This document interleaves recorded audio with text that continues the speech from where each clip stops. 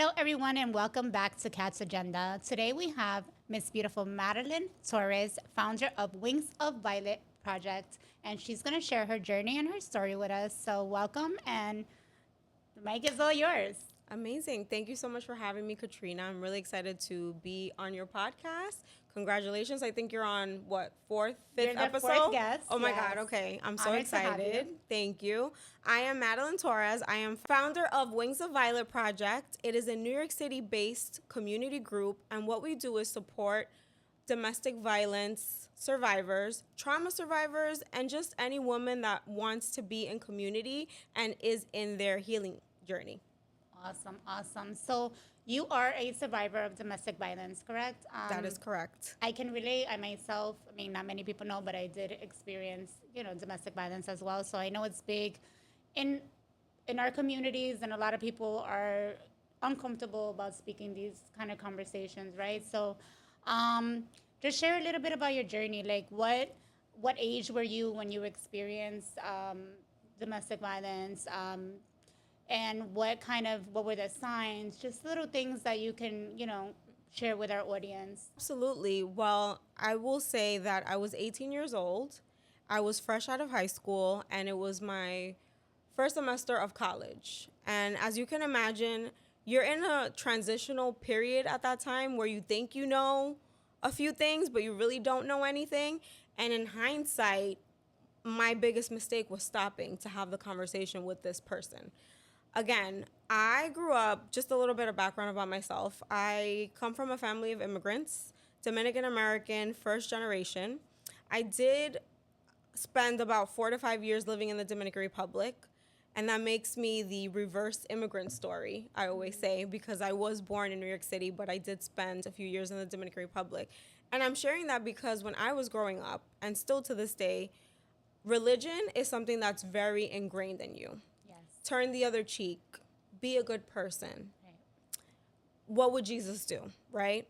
And for me, I'm already an empath. I'm a Pisces. I don't know if you're familiar with. Yes. Okay. Our stepdad is. There you go. We are very empathetic. We feel everything, and we don't always know boundaries. Meaning, we sometimes let people overstep our boundaries, or we don't enforce those boundaries because in my mind, I think it's going to make me a bad person to say no. Little bit of background about that. That's the way that I was brought up, was very strict. I went to Catholic school all my life. I never had a boyfriend. Wow. All throughout my high school career, I mean, of course I had friends, you hang out, right? Your first kisses, very innocent. Everything was just very, very innocent, very pure. And I think that's something that I struggle with, is someone taking away your pureness and your innocence. But to answer your question, I was walking home from work, I believe. I'll never forget, I was on 14th Street on, I think it was 6th Avenue, walking either to work or getting on the train. And he stopped me, never met him before. And we just, from one day to the next, became boyfriend and girlfriend, right? No courting, no, am I aware of what I'm getting myself into, being around girls my age, freshman year of college, that were talking about sex. I became very curious. I'm hearing things, and I'm in my mind, I'm like, okay, well, I'm 18, 19 now. I think it's time for me to take certain steps. The abuse was pretty much immediate. There were no signs in the beginning because it was just something that happened from one day to the next, Right. and it just never stopped. I think what I shared earlier was not knowing triggers or boundaries, right? In hindsight, you really do have to take the time to learn a person, right? Absolutely. Understand their personality, understand what makes them tick, and if the behavior is normal or not. Right. However, 20 years later, I have to give some grace to that baby. Right. She didn't know any better. She got caught up, and 2 years passed, and it was 2 years of me fighting for my life, unfortunately. So you were with that person for 2 years. I was with that person for 2 years. Wow. Was I always say I was living a double life because I would go to school, Lehman College, right? First semester, second. Then I worked, and then I was trying to live a normal life that no one knew anything about. And then I would have that third aspect of abuse and manipulation and gaslighting, trying to navigate going from girlhood to womanhood to being a college student, not being in a safe environment, because when you're in high school and you go to a Catholic school, you have to be if you have a class or you have a homeroom, you have to be where you're supposed to be, because there's going to be consequences. And I think having that little taste of freedom and thinking that I knew better really led me down a path, unfortunately, that wasn't what it should have been. I know. I could totally relate to that. I mean, I think at any age, you can get caught up in that. But it's so weird how like we can come from a place of nonviolence, right? Because you weren't raised like that. You weren't brought up in a home of of domestic violence was going on, and neither was I. I think sometimes it's the sense of self, not knowing who we are and what the triggers would be, and somebody giving us the attention or whatever that may be. So I would say like it starts with the awareness, right? Like when did you realize that it was like this is not normal? Well, thank you for bringing up how I grew up, right? I grew up with a mom and dad. My dad adored my mom. There was never any curse. I never even heard bad words growing up, right? That man doted on her, right? 20-year age difference. Wow. And I'm telling you, that was his world, right? I grew up with seeing pure love, innocent, obviously adult, right? Not so innocent, but pure love, right? Respectful, partnership. How the hell did I end up in that situation? And I think you touched on it earlier. I didn't know myself. I didn't know how to advocate for myself, my body, what was okay, what wasn't okay. And when you ask me, when did I figure out that it wasn't normal? From the first time the abuse took place. I got chills. I always get chills when I have like these conversations because I can totally relate, and it's a hard thing to look back. It's a blessing because you're able to I went through that and I was able to get out of it. Right. And as you know, we both know people that did not get out of it, and bless, the people that have gone through that experience and weren't able to get out, or people that are still going through it and don't know how to get out.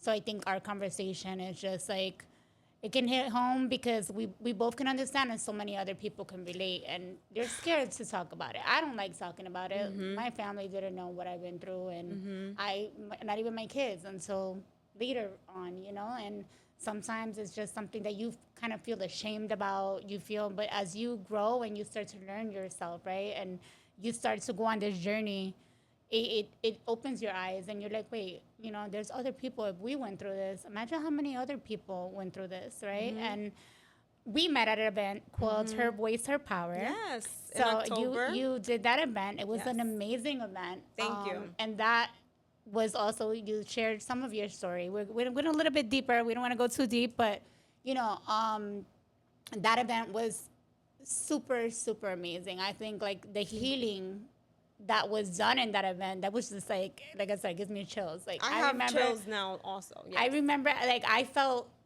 the stories that were shared. I mean, one of my best friends lost her cousin to domestic violence, and she was honored in your event, which was amazing. But tell us about this event that you put together, and what's next for you. Thank you. Yes. And I want to really quickly go back on what you said about the women that are still on the other side of it and the taboo, the shame and the guilt. I went through my abuse completely alone. I did not tell my parents. I did not feel comfortable. I felt that the way that I was raised, that wasn't going to align with me going to them, telling them this. And they knew that I had a jealous boyfriend because he would call the house at all hours of the night, blow up the house phone. You know, back in the day, we had house phones. Mm-hmm. If he couldn't get in contact with me, that's what he did. And I want to extend love, grace, and so much peace to those women that are still trying to get out, that still are navigating that, because it stays with you for the rest of your life. And there's no such thing as the perfect healed version of yourself, myself. And I wanted to thank you for sharing also, because I know it's very hard to talk about, and it's not a topic that we should shy away from. I don't want, if I ever have children, for my girls to learn the backtrack. I always say I did everything backwards.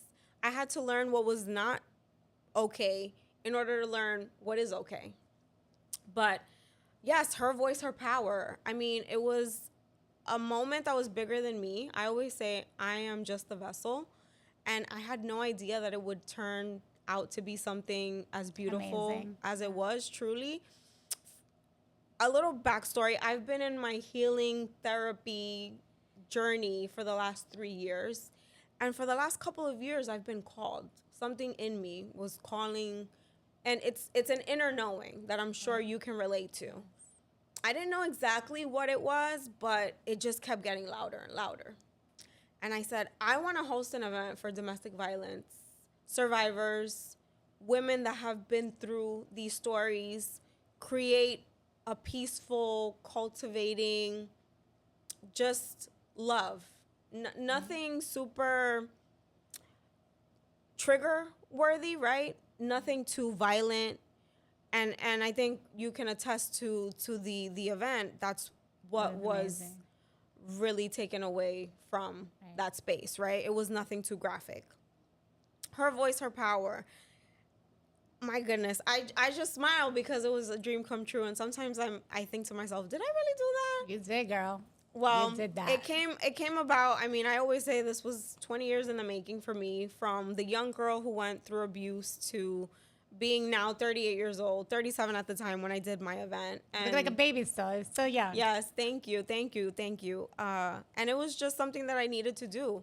I felt like I was at a point now where I could talk about it openly, where I didn't have the shame, I didn't have the guilt. Do I still struggle with it? Yes. Is it something that I'll always carry with me? Yes. And I always say to people, everyone has a backpack. Absolutely. You don't know what's in that person's backpack. Sometimes it's tilting, sometimes it's upright, and sometimes it's all the way to the left. But I knew it was time. It was time for me to do something bigger and turn this horrific experience into something beautiful and meaningful. And I just started reaching out to my network. I started with a venue, which is the hardest part. And I found a woman-owned mother-daughter spot in Washington Heights, right? Did that. And then I wanted speakers, and I wanted women that had different experiences with domestic violence. I mean, we had one that had domestic violence with her partner, another one that had one with her child's father, myself, and we had a fourth one, which was a little bit different. She experienced domestic violence in her home with her mom and dad. And I just wanted to bring a different element. I thought she did a great job at storytelling, but her voice, her power, I mean, I still got messages and DMs. It was just, you just had to be there. It was amazing. I could vouch for that. Like, I wasn't even supposed to be there. My best friend was there. She's like, we're going to do the photo booth, and we're going to honor my cousin. Yes. And when I heard your story, I was like compelled. I'm like, this is what my beginning of my podcast journey is. So, I'm like, I'm going to talk to her. And, it's always like a little shameful sometimes when you know somebody shares some similar things that you've gone through. You can automatically have like a connection. It's like some kind of connection that an unspoken connection. Right. Yes.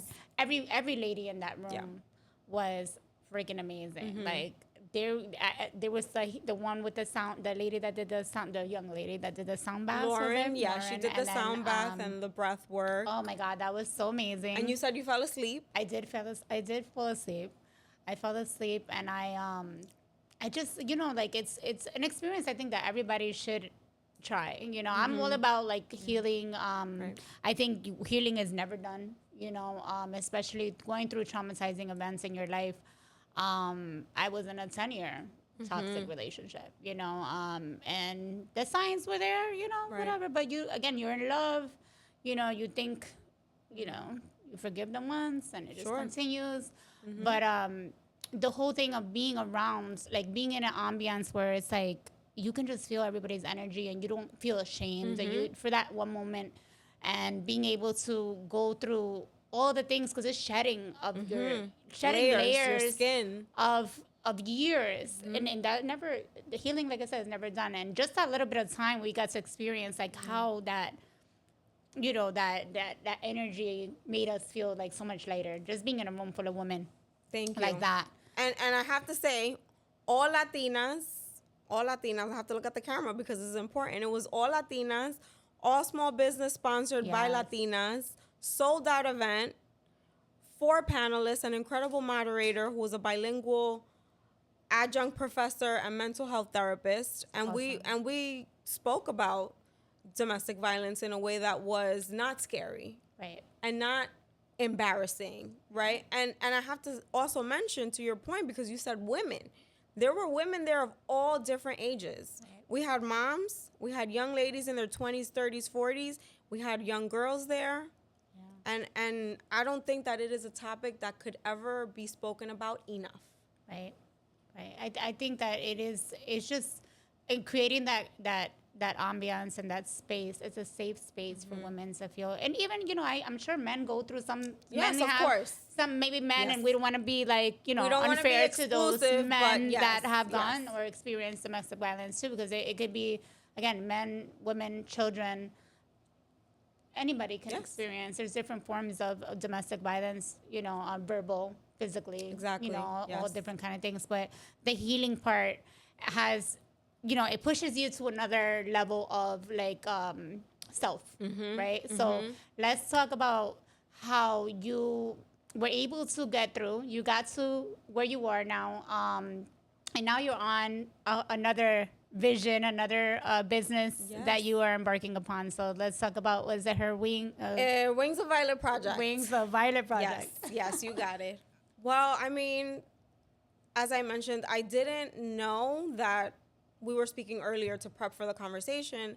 And I think I mentioned that I didn't know that it was going to turn into me now exploring entrepreneurship and building a small business. But as you mentioned, the response, the takeaway, the feeling was something that I've never experienced before. And in that moment, in that room, not to be corny, we were all one. Right. It didn't matter that we looked different. It didn't matter that our upbringings were different. We were united. And I think everyone has gone through trauma one way or another, right? And it's not just relational trauma. A lot of us grew up in toxic households with our parents or our siblings. And I just wanted to transmute that energy into something that was powerful. And that's why I called it Her Voice, Her Power. And I mean, that led me to another small event that I hosted in December. I did a collaboration with a Dominican-owned yoga studio. It's called Ofrenda Yoga Studio in Harlem. And that was a great turnout. People were asking me, okay, what's next? What are your plans? And I'm in my mind, I don't know. I'm not sure how I'm going to keep this momentum going and what I want to do. And I just started thinking, okay, December, we're about done. 2025 is over. Right. I need to create something. I watched your stories, so I've seen your movement since, you know, since then, since Her Voice of Power, and then transitioning into your vision, like something calling you for deeper. Exactly. And if something hit me, I said, okay, this needs to be my life's work. This needs to be my mission. This is something that I can totally own and finally feel that I have something for myself and that I can just help so many women just through, not just through events, but through workshops, through environments, through conversations. And that's how Wings of Violette Project was born. I struggled with the name because I love Her Voice, Her Power. It's a very strong name. It's strong in its convictions, but I didn't think for a business it would fit. And now it will just be Her Voice, Her Power, the October Domestic Violence Awareness Month marquee event that I plan to have another one, God willing. And Wings of Violette Project. I mean, it's a New York City-based community. It's for trauma survivors, for women that have experienced domestic violence, whether that's verbal, physical, sexual, right? But it's also for women to be, as I mentioned earlier, in safe spaces, spaces that see them, that recognize them. It's by women for women. And I think it's something very unique and special to me. And I hope that translates in the events and the gatherings that we do. I'm excited for that. Thank I'm you. excited. I definitely think that that's like such an amazing, brave move because, you know, in the beginning of starting any business, it's like, and you have a regular job too, Yes, right? I have a So 9 you- to 5. you have I a work 9 in to 5. tech. I'm in the office Monday through Friday, very demanding. Yeah. Field. And then being able to, you know, have that something inside of you that's calling you, like, I gotta do more, I gotta do more. And for you to be able to be like, you know what? I'm doing it. And that's amazing, you know, Thank like you. and to be able to do that is brave. You know, it's not a overnight process, you know. No, So you gotta no. get the vision in place and then from the vision, then you from pen to paper, Yep. from paper to life, you know? Exactly. And Beautifully said. I'm excited for you. So, and I'm here to help however I can help on your Thank journey you. as well. All right. So we touch base on all your great, amazing things that you have going on. I kind of want to backtrack because I think we got a little ahead of ourselves and I didn't get to like ask you some important questions that I feel might be beneficial to our viewers. So, basically looking back now, do you think there were qualities that he may have saw in you that you didn't know or realize that maybe he was taken advantage of, like just by getting your attention? Or do you think that there was anything about you that kind of like lured this person your way? Or Yes, thank you for the question. I think it's really important as it ties back to what survivors go through. right. I think you have to have a very specific personality aura about you for an abuser to fall in love with you. It is a complete attraction when they see someone that's a little bit quiet, very shy, not outspoken, doesn't know herself, is a yes person. I think that was one of the biggest key elements. I was just always a yes person. I never knew how to use my voice. And I think what we spoke about earlier was I didn't know myself. I had no idea who I was navigating all of these changes with what I mentioned earlier, girlhood to womanhood, and just all the different shifts that you go through as a young woman when you're trying to navigate life for the first time. No one hands you a book and tells you, Right. this is a handbook of rules of what you should and shouldn't do. And that was unfortunately something that I had to learn on my own terms. But I definitely think that he was a person that liked to take advantage. He was a narcissist. He definitely manipulated me a lot into thinking that even though he was my abuser, something terrible would happen to him if I left him. Right. Or if I didn't pick up his calls and he called me 50 times over, it was still my responsibility to pick up his calls, even though this behavior is extremely invasive. Right. And it has been a pattern in my life where I have gotten taken advantage of. And I think that first relationship really set the tone for my relationships with men because it was a cycle, right?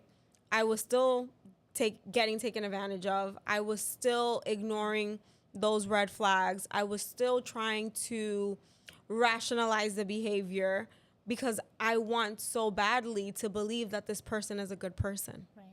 Oh, that is so like that's so deep because even going through it while you're in it and being able to navigate yourself away from that situation and kind of like, okay, I'm doing the work, I'm doing the healing, and then you get yourself into something else. Doesn't necessarily have to be the same, but we kind of until you fully are, and then again, you're never really fully healed, but until you can recognize those patterns, when did you actually like realize like this is it? Like I'm not doing My breaking point, this. I'll tell you what my breaking point was. You can say anything about me.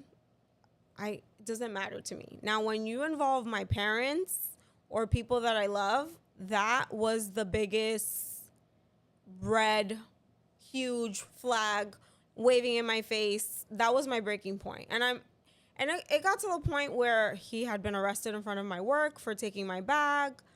I had a protective order on him. I had to tell my story in front of the courts. He ended up going and serving time. I have a problem with allowing the maximum worst behavior to happen to me before I cut something off. But I remember vividly, he started threatening my parents. He started saying, well, guess what? Since it started to not work on me as much because I was coming around to finally waking up, finally trying to get out and stay out, because again, it takes about 7 tries before someone leaves, right? And people will ask you, well, why didn't you just leave sooner? Why didn't you go to the police? Why didn't you tell anyone? And there's just so many compounding reasons as to why it's not that simple. Yes. But that was it for me. When he started threatening and saying that he was going to harm my parents, I said, okay, this is getting out of hand. My life is in danger. My parents' life is now in danger, and I need to find a way out. At the time, do you think that there was anything that someone could have said or done differently that would have changed your situation sooner? No. There's nothing that anyone can tell you. They can tell you, you're so amazing, you don't deserve this, you're such a great girl, this is not what's meant for you, you deserve so much more. You have to believe it. And you have to be ready. You have to want it. Yeah. You have to want to be able to make that decision. You have to want that freedom. You want to have the autonomy. And someone can give you the best advice in the world, but if you're not believing it, especially in that vulnerable state that you're in, you really don't care to listen to what people have to say. And what I mentioned earlier, a lot of my friends, my family, mostly everyone didn't know what was going on anyway. It was just something that I was struggling with by myself. But I don't think that there's anything specific. If you know someone that's in a situation, your sister, your cousin, your mom, your aunt, I think just holding space, listening, being with them, and then letting them decide how they want to move forward is sometimes the best course of action. You can't force anyone. You can't put your fears into thinking that that's going to make them wake up. Right. And unfortunately, you do have to intervene if it's a life-threatening situation. Absolutely. I do think that should be something that we should all have the tools and the resources and a game plan for, because you just don't know.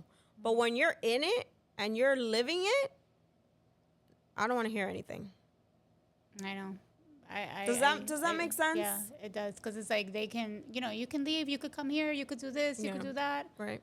And then it's like when you're in it, you have to actually, for me, it was God, honestly. Like, for me, it was lots of prayer and like, all right, enough is enough. When is enough going to be enough? Right.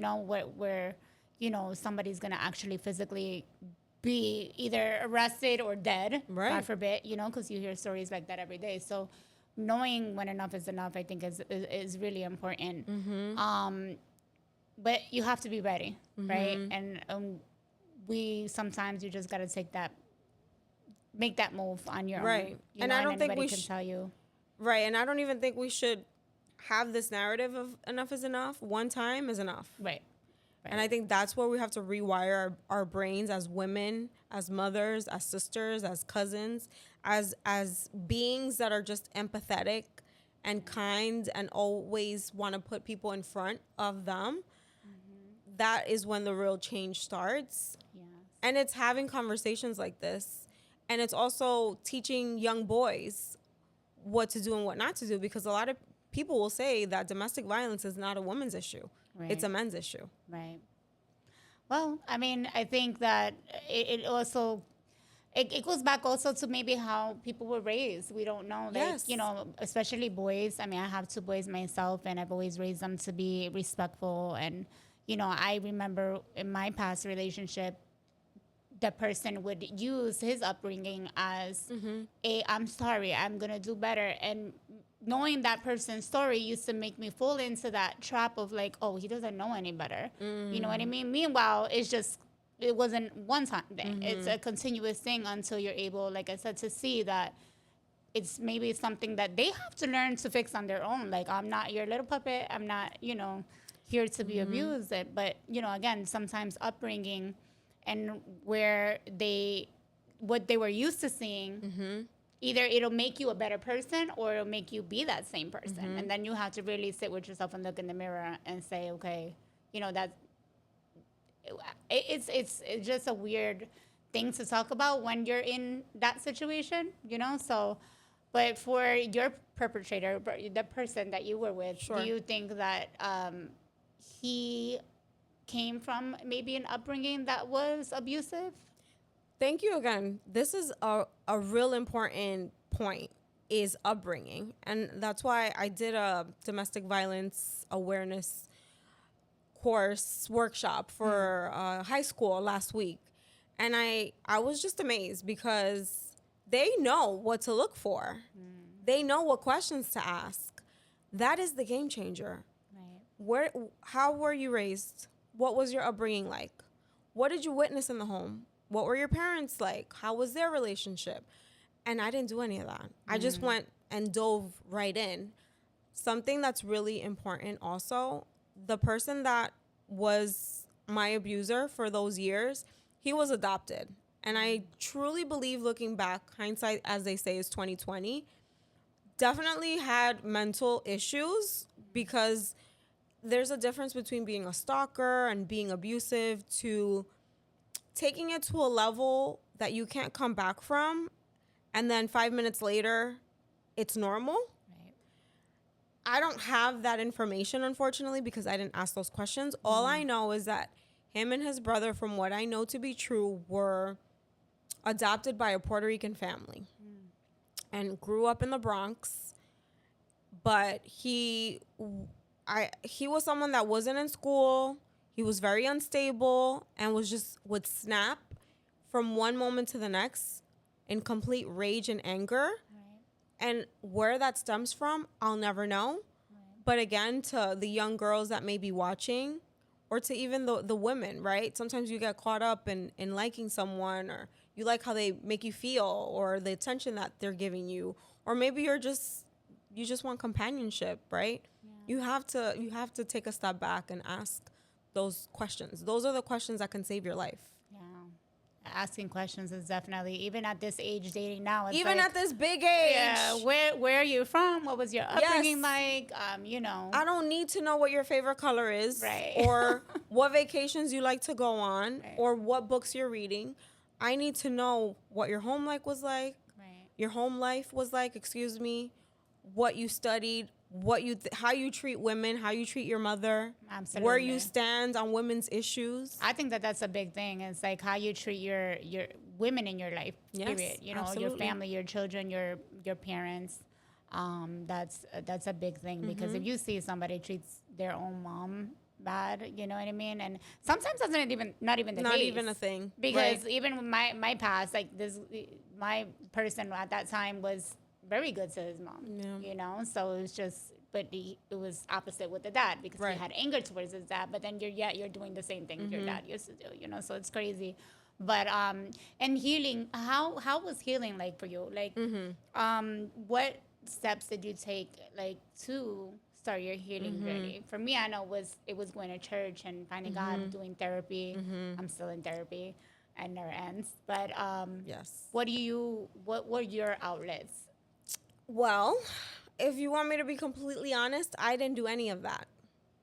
I didn't address anything that happened to me for many, many, many years. Wow. I went on living my life. Not that it didn't happen or that I was in denial, but I just swept it under the rug, as many of us Latinas, yes. Hispanics do. It started catching up to me. I don't want to say crashing out, but I started having some tendencies in my personality that weren't in alignment to who I am, being very snappy, very angry. Right. Like I had a lot of rage. I was so angry.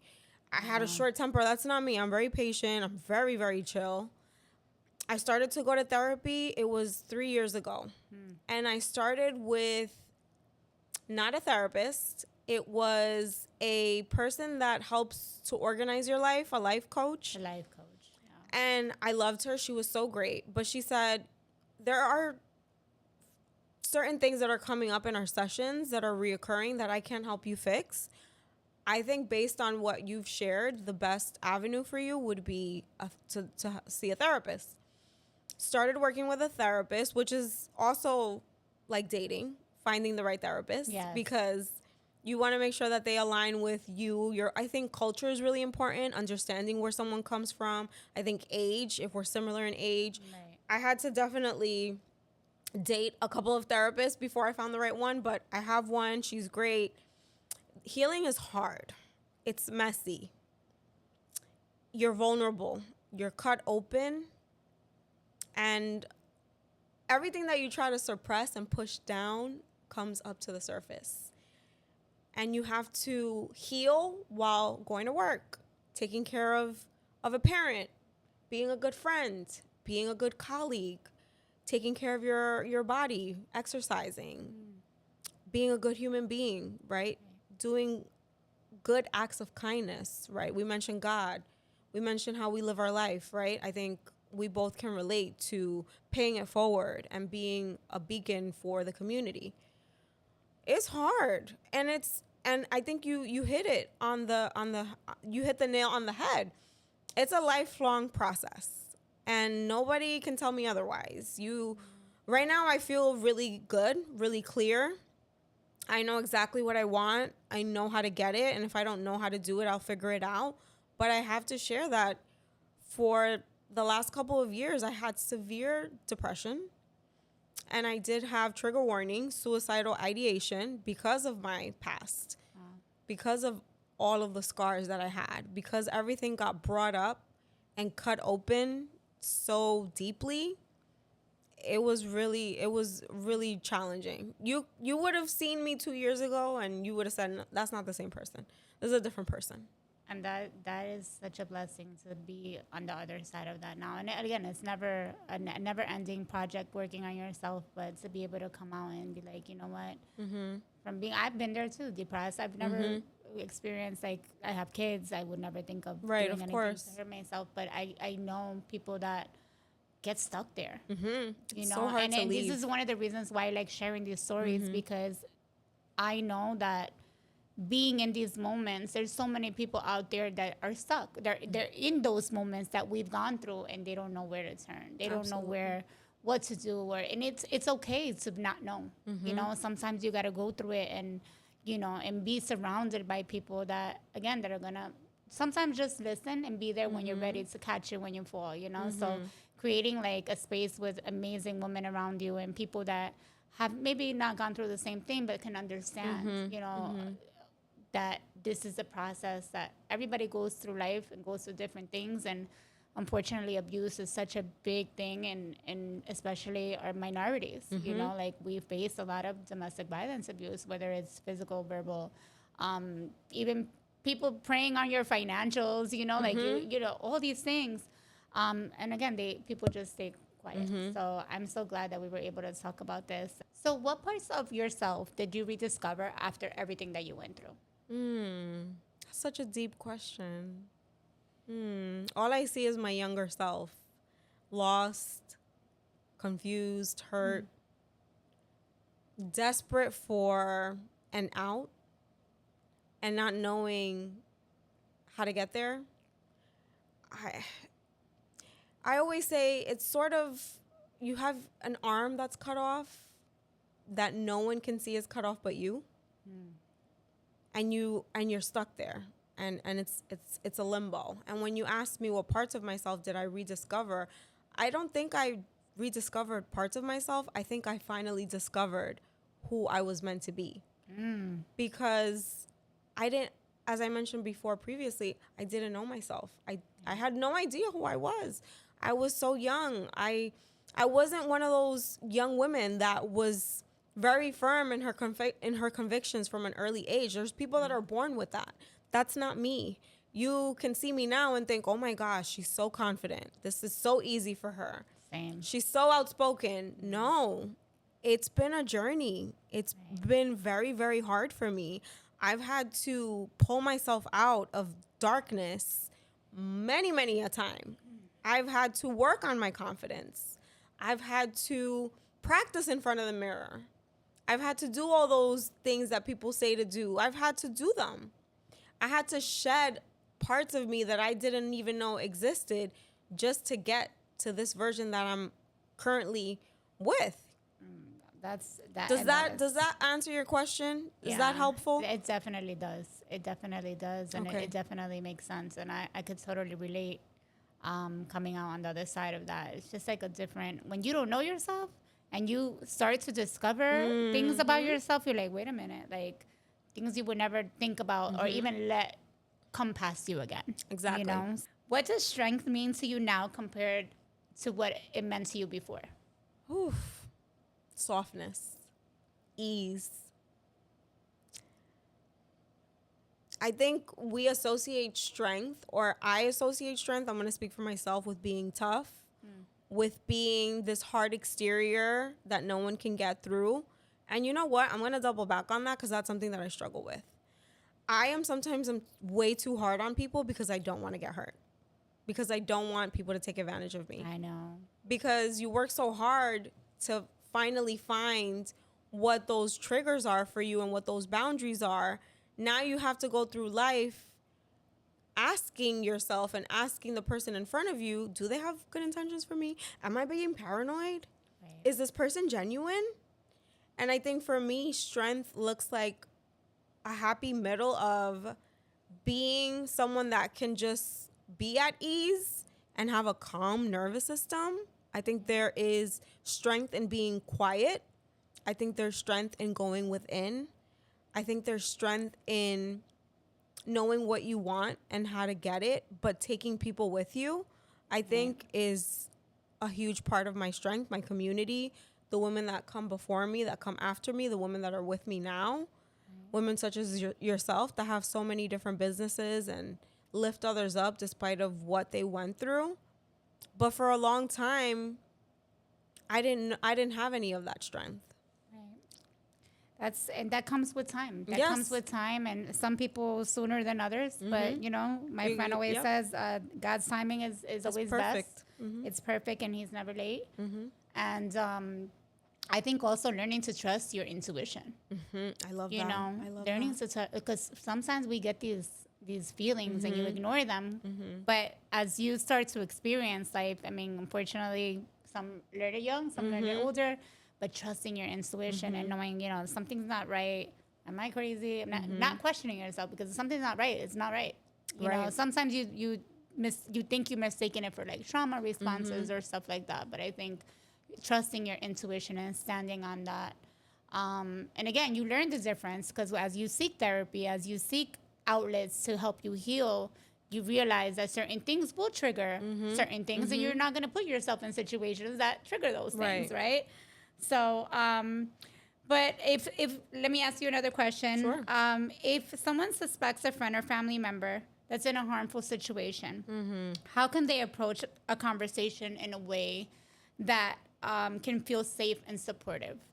So, like, you know, what would you tell somebody in that kind of situation? I would say I would start it with being as calm as possible, which is easier said than done, because it's a very dire, distressing situation. I think just acknowledging and saying, listen, I'm worried about you. Correct me if I'm wrong, but I'm noticing certain things aren't right. I'm noticing certain patterns, certain behaviors. Is everything okay? And just leaving it like that, and just letting them know, listen, I'm here. You're there. I'm here for you. I'm here to listen. If you want to just vent, I'm here. If you want to get a runaway car, I'm here. But I don't think that pushing your wishes onto a person that is going through a terrible time in their life is very important to always have in the back of your mind. Your urgency for them to get out, you can't push that onto them because they may not be able to meet you where you are for them. And you have to honor that. And it's so hard because, as we've mentioned before, we've lost women to domestic violence. Yeah. And it's sad. And, I mean, hopefully everything that you're doing now can be a support, a community where people can feel safe. What advice, like not even advice, but what role do you think the community plays in helping someone like yourself or like myself and in situations like that? Yes, I think it removes the isolation. It removes the narrative that there's something wrong with you, that you're damaged.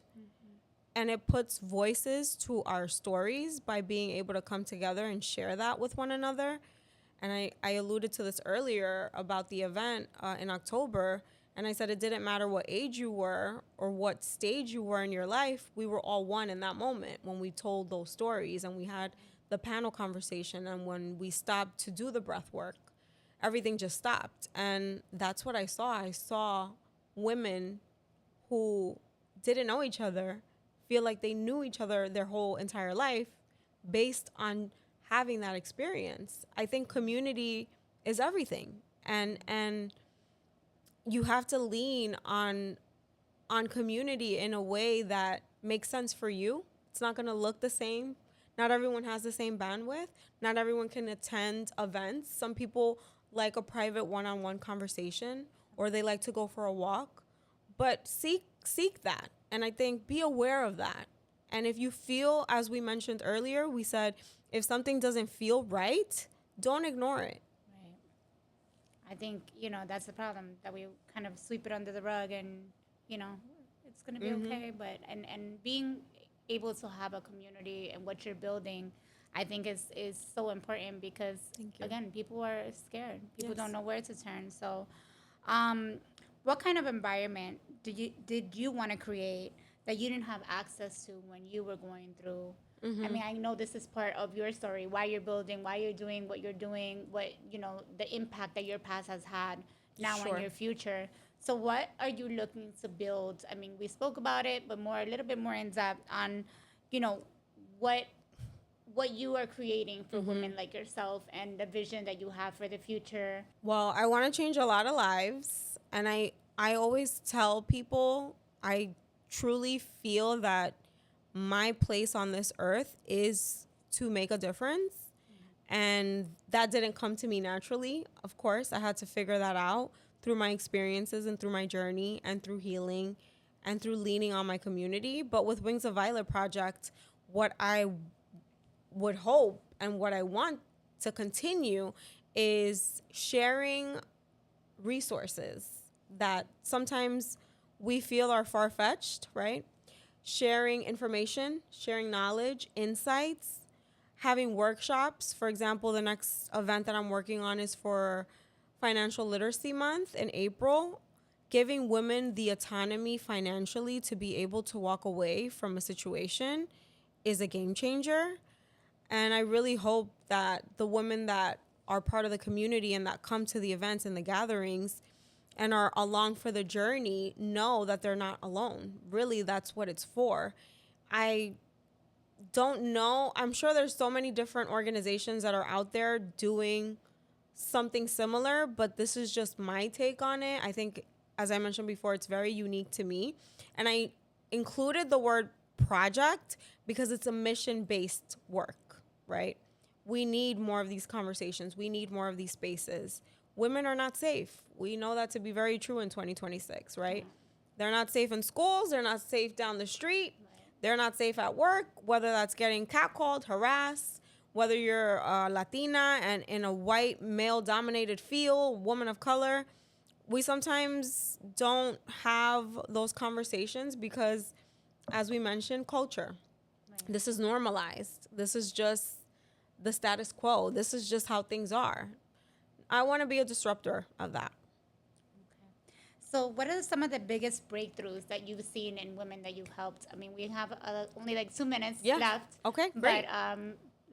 let's touch that really quickly. Yes, I mean, I was having a conversation, one-on-one conversation with someone that came to Her Voice, Her Power in October, and she's actually come to all of the events that I've had, and I've seen such a difference in her confidence, in the way that she is able to share her feelings, in the way that she's able to show up and lean on freedom. Yes. And she was having a really hard time. She came to the vision board event that I did for Galentine's in February. I could tell something was off. She still showed up. She leaned into the community, enjoyed herself, but then we were also able to have a follow-up conversation. And she gave me such great, valuable feedback about how the women that she's in touch with have been changing her life. And even you, when I met you, it was very brief. You were busy. I think you were leaving. It was towards the end of the event. I was obviously running around as the host, doing all of the things. I could tell your energy was like this. 3-4 months later, speaking on it in this space, you're sitting upright. You're confident. It's hard, but you're acknowledging that and you're doing it. And that's the real time change that I like to see. Yeah, I probably would have never shared Yeah. a lot of the stuff that I mean, personally gone through. But Of course. you definitely have inspired so much, and myself and many other women. I always say I'm in my do now, think later era. I don't want to hold myself back anymore. I don't want to live in the shadows. I want to come out of the light, come out of the darkness and into the light. I want to be able to give what I give to others to myself. And again, that's a lifelong journey.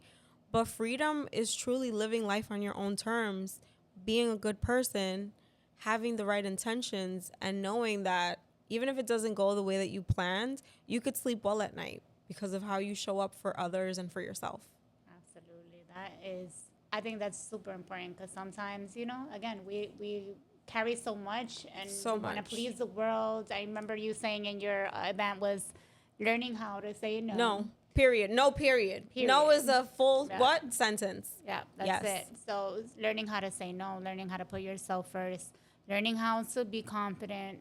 Again, it's something it's a never-ending project. Ourselves working on ourselves, and so you have some amazing events coming up soon. You want to share when your next event is going to be? Yes. With our audience. Absolutely. The next event that I'm working on is for Financial Literacy Month in April. And that. yes, please come coming. through. It is still a work in progress because you know how it goes with working a full-time job. But the goal of the event is financial literacy and also a cultural conversation around money, what we were taught, what we weren't taught, and also just autonomy. How can you restart your life financially if you're coming out of a situation where you didn't have control over that?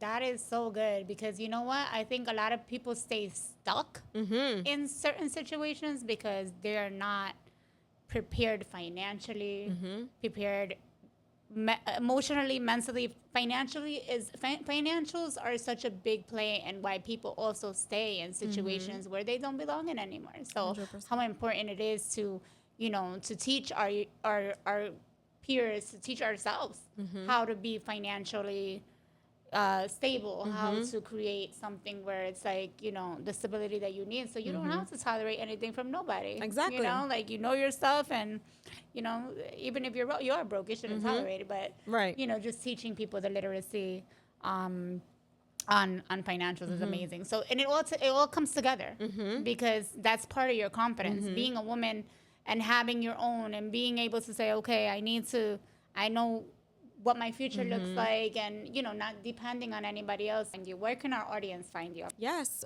at Wings of Violette Project on Instagram, and my main page where I do a little bit of my style and my corporate career is at La Corporate Chica. I love that name. Thank you. La Corporate Chica. La Corporate Chica. Yes. Yeah, I love it. I love it. And so, yeah, guys, follow her. Thank you so much for coming on and sharing thank your you. story and for inspiring other people to share their story and their journey. And I'm so excited for what you're doing and going to more of your events.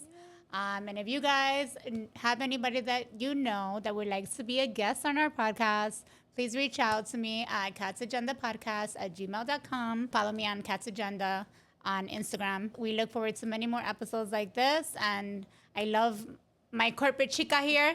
And we look forward to doing Yes. more amazing things for you guys soon. So Yes.